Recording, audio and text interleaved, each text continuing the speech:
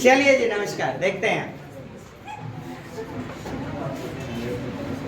भाषा का शिक्षण क्यों करवाया जाए, दूसरा अध्याय किन किन गतिविधियों से करवाया जाए, और सबसे प्रमुख होती है कैसे करवाया जाए।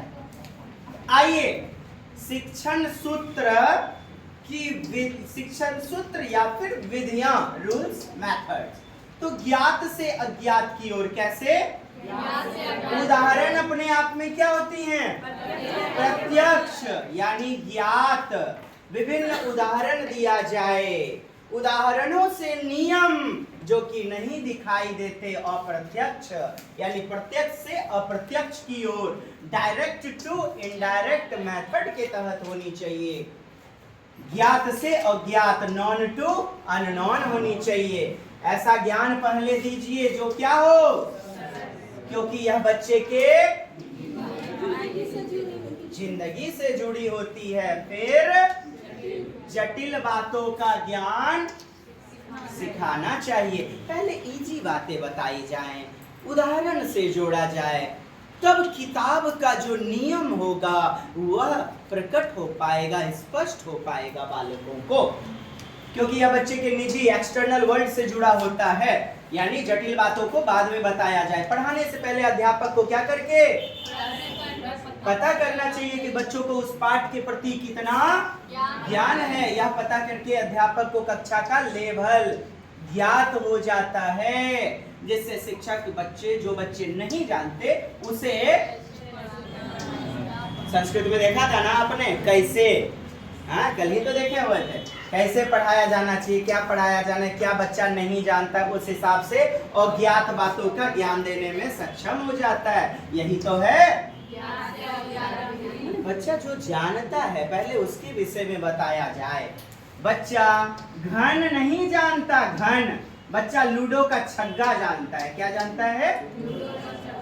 तो डाइस से जोड़ते हुए, बाह्य जिंदगी से जोड़ते हुए क्यूब यानी घन की अवधारणा प्रकट कीजिए। सरल से कठिन की ओर, इजी टू कॉम्प्लेक्स। पहले अध्यापक को कैसी रचनाएं बतानी चाहिए? सरल। उसके बाद बोले तो उसके बाद थोड़ा सा ऊपर, मतलब बच्चा इनपुट दीजिए बच्चे में, कैसा? एक लेवल आगे। कितना लेवल? एक लेवल, एक स्तर आगे। कितना स्तर? इसी को स्टीफन क्रेसन बोधगम्य निवेश कहते हैं। क्या कहते हैं? अंडरस्टैंडिंग इनपुट, कॉम्प्रिहेंसिबल इनपुट, बोधगम्य निवेश। I+1 input hypothesis +1। 6 क्लास में है बच्चा, 7 क्लास में जाएगा। पहला अध्याय जानता है तो दूसरा अध्याय बताया जाएगा। बच्चा यदि जोड़ जानता है तो घटाव बताइए, घटाव जानने लगा गुना बता दीजिए। एक स्तर आगे। तथा बिल्कुल अंत में मुश्किल जटिल संरचनाएं। पहले कैसी? सरल, उसके बाद जटिल संरचनाएं प्रस्तुत करनी चाहिए।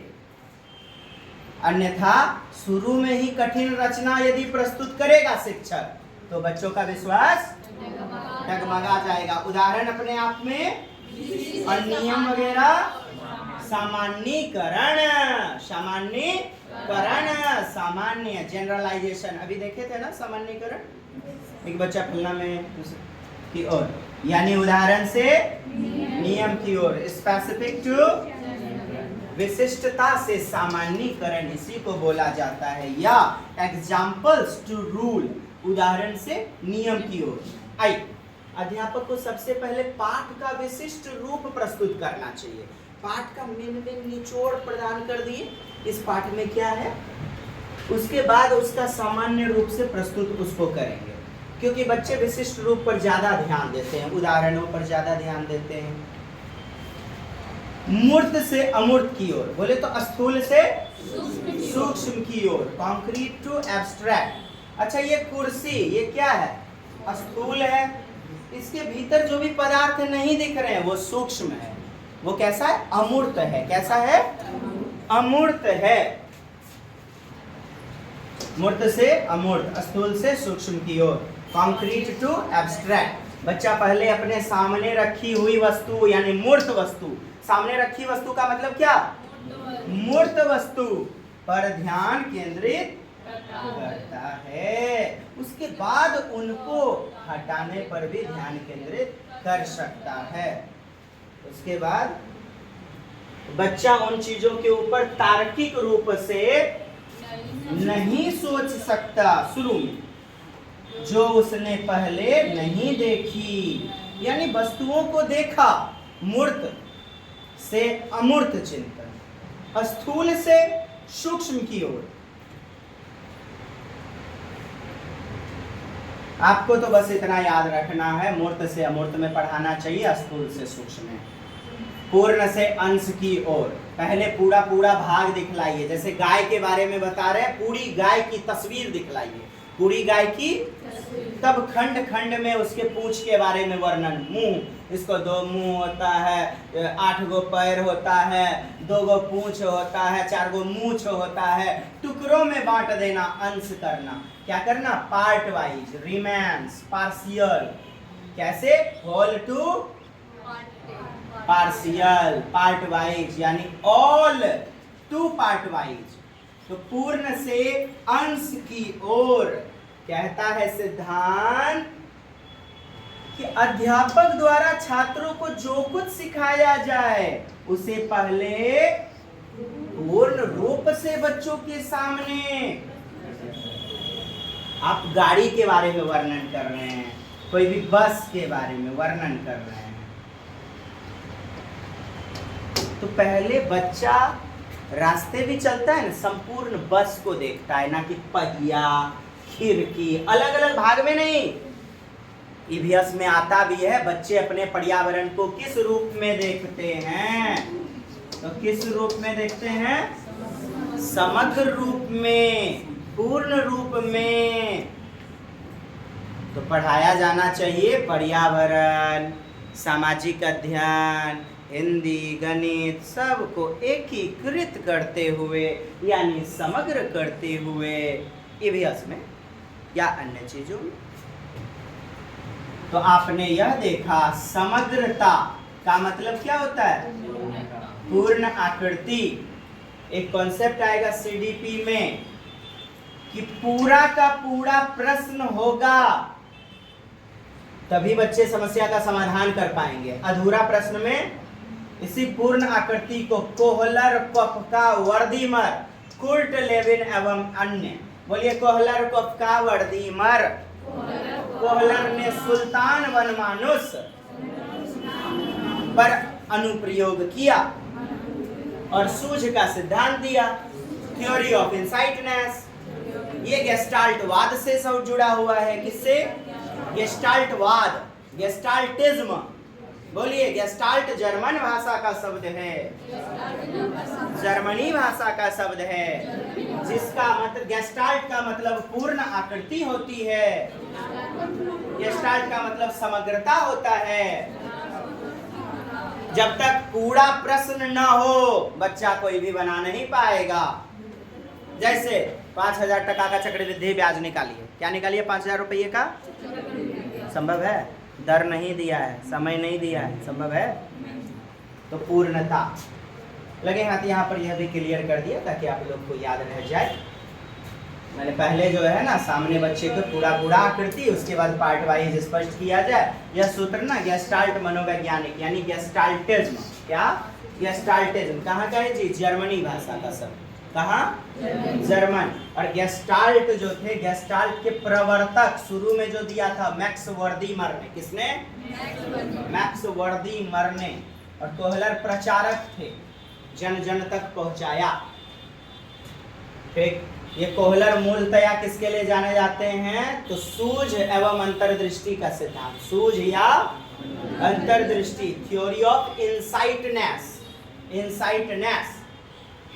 जैसे पढ़िए तो, पहले गाड़ी के बारे में बताना, फिर उसमें भागों के बारे में बताना। पहले गाड़ी, पहले आप पूरा पेड़ बताइएगा, तब ना जड़, तना, फल के बारे में बताइएगा। नोट, ईवीएस में इसी को एक के लिए भागम बोला जाता है। चलिए छठा चले हम। अनिश्चितता से निश्चितता की ओर, अनश्योर टू श्योर। बच्चे का ज्ञान शुरू में फिक्स नहीं होता है, डिटरमाइंड नहीं होता है। बच्चे किसी भी नए कॉन्सेप्ट को लेकर हमेशा अति कंफ्यूजन में रहता है, अति संभ्रांति, दिग्भ्रांति या भ्रांति में रहता है। कंफ्यूजन का मतलब समझे, भ्रांति, दुविधा में रहता है। बच्चे की भ्रांति को यानी कंफ्यूजन को, किसको, ध्यान में रखकर उसको ज्ञान देना चाहिए ताकि उसके प्रति ज्ञान उसका निश्चित हो जाए। अब देखिए, बाल केंद्रितता के अनुसार कैसे पढ़ाया जाए।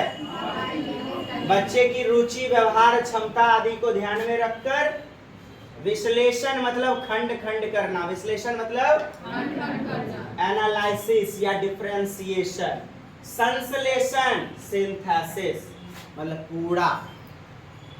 जब भी चैप्टर पढ़ा रहे हैं प्रत्येक लाइन को टुकड़ों में करके उसका अर्थ बताइए। कैसे बताइए?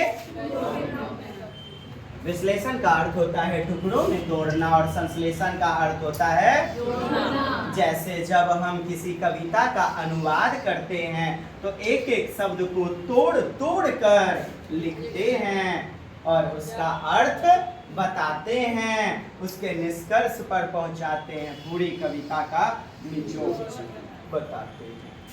ये आपका हो गया विश्लेषण। खंडीकरण, खंडान्वय, क्या हो गया? खंडान्वय, खंड खंड करते हैं। कविता जैसे रही मन धागा प्रेम का मत तोड़ो चटकार, तो रहीमन धागा कहते हैं कविवर रहीम यहाँ इस दोहे में वर्णन करते हैं। ऐसा नहीं 8-10 गो दोहा हमने पूरा का पूरा बताया, खंड खंड करके एक एक शब्द के अर्थ को बताया, यानी विश्लेषण किया। आइए मनोवैज्ञानिकता से तार्किकता की ओर, क्या देखा गया है? साइकोलॉजिकल से लॉजिकल की ओर। पहले अध्यापक को मनोवैज्ञानिक तरीके से बच्चों को तैयार करवाना चाहिए, यानी बच्चों पढ़ो, पढ़ोगे बाबू भैया कहलाओगे, न तो आँखी के लोर नीचा में पहुंचोगे। पढ़ना जरूरी है, नौकरी लग जाएगा, बात बुझता है जी? हाँ लेटुचिया, हाँ बुझ रही हो ननकी, कलवतिया, हाँ छोटिया, समझ गए सर? तो मनोवैज्ञानिक रूप में बच्चों को तैयार करवाए, मोटिवेट वगैरह करवाए, रोचकता जगा दिए। अब बच्चे तर्क वितर्क करके खुद से पढ़ने लगेंगे। Psychological to logical. पहले अध्यापक को मनोवैज्ञानिक तरीके से बच्चों को तैयार करना चाहिए, उसको पढ़ाई करनी चाहिए। अगर वह मनोविज्ञान आधार बढ़ाकर, मनोविज्ञान को आधार बनाकर पढ़ेगा तो उसकी रुचि जागृत हो जाएगी और बच्चा रुचि के साथ आगमन से इन, ज्ञान तू मुझ में इन हो जा, आ क्या हो जा, इसलिए अच्छी विधि आगमन वही हो जाएगा। उदाहरण से नियम बोलिए। आगमन विधि में उदाहरण तू आगमन, देखिए आ, इन को बोल्ड कर दिए हैं। हे ज्ञान तू मुझ में इन हो जा। निगमन में तो सूत्र के सहारे चलते हैं ना, तो बच्चा रटंत विद्या का प्रयोग करता है। कृपया समझें, मूर्त से आगमन विधि में क्या जाता है?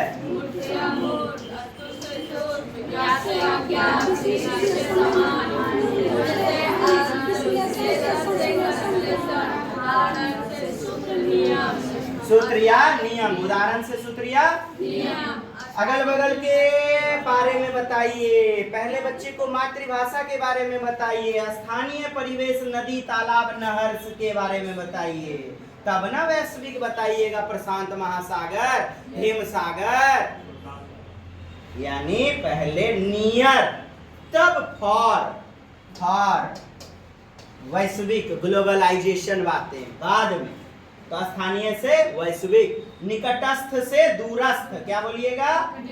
केंद्र से बाह्य, नजदीक से निकटस्थ से, ऐसी शिक्षा होनी चाहिए। बच्चों को पहले नदी भ्रमण करवाइए, तब बच्चा कैस्पियन सागर, प्रशांत महासागर के बारे में जानेगा तो समझ पाएगा।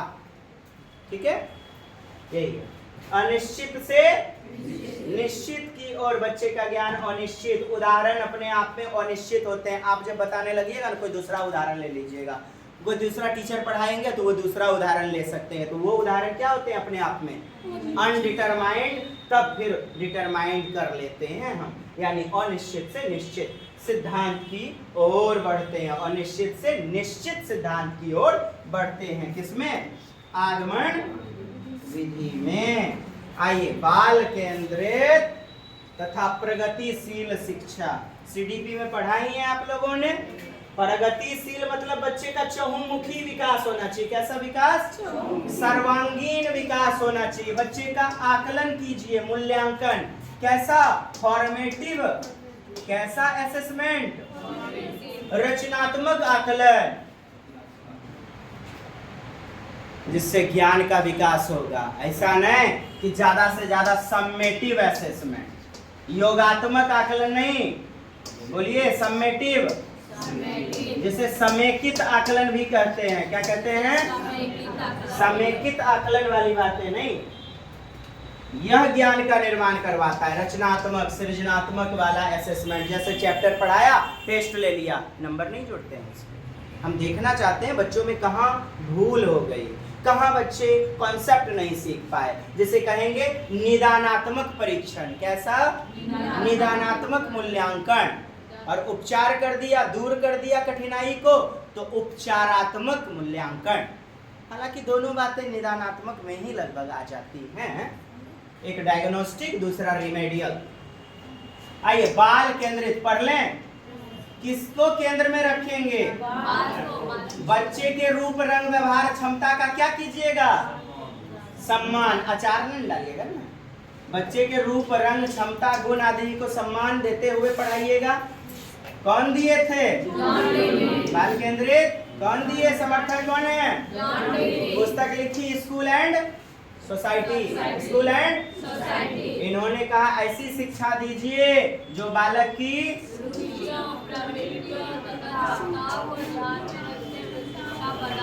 ध्यान में रखते हुए शिक्षा प्रदान की जाती है।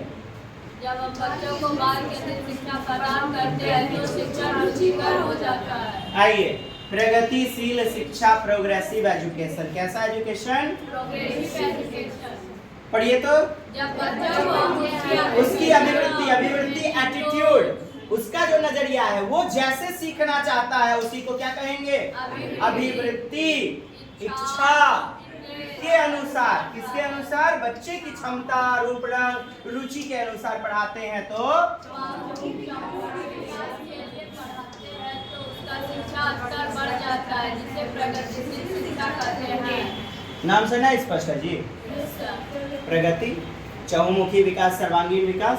प्रगतिशील शिक्षण के अनुसार शिक्षा बच्चे के लिए बनी है, ना कि बच्चे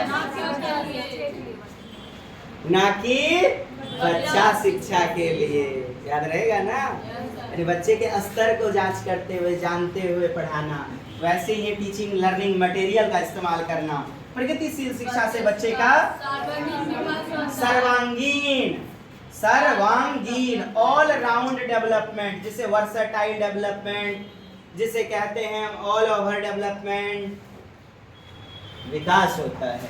प्रगतिशील शिक्षा करके सीखना, लर्निंग को एक्टिविटी पर बल देती है। पूछ लिया इस बार ऑनलाइन में कई परीक्षा में, प्रगतिशील शिक्षा किस पर बल देती है?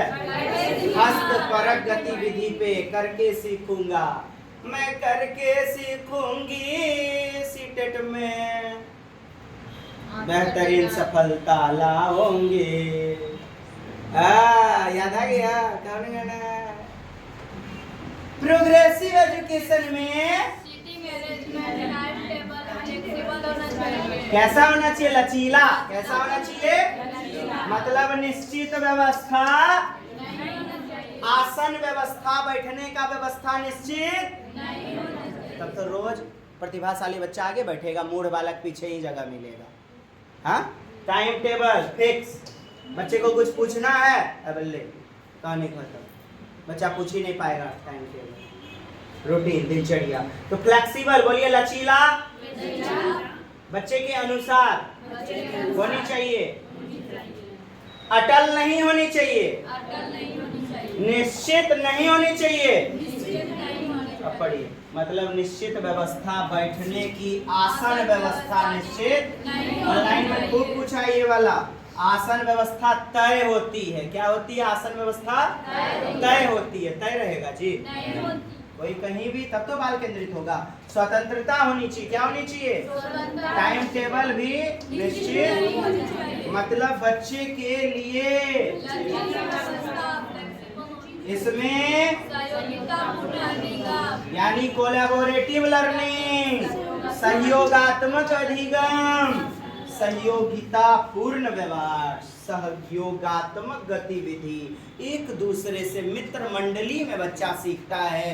2-4-5 बच्चों का ग्रुप बना करके सीखता है और बच्चे बेहतरीन सीख लेते हैं। According to CBSE progressive education में बच्चे कैसा ऑनलाइन परीक्षा के लिए रामबाण जन्म घुटती है। सक्रिय साझेदार होकर सीखते हैं और सामाजिक कौशल अपने में आत्मसात कर लेना, धारण करते हैं। प्रगतिशील शिक्षा में संयुक्त राज्य अमेरिका USA के मनोवैज्ञानिक जॉन डीवी का प्रमुख योगदान है। USA के मनोवैज्ञानिक कहाँ के हैं ये? USA। जॉन डीवी ने शिक्षा को ट्राइपोलर, 3 डायमेंशनल प्रोसेस बताए ही थे, जिसमें शिक्षक कैसा चढ़, बालक कैसा चढ़, पाठ्यक्रम या पढ़ाई जाने वाली विषय वस्तु कैसा इंटरमीडिएट वेरिएबल होता है। ठीक है जी। भारत में ऑनलाइन प्रश्न में पूछा था, ये जो भाई को दिया जाता है, बस यही था।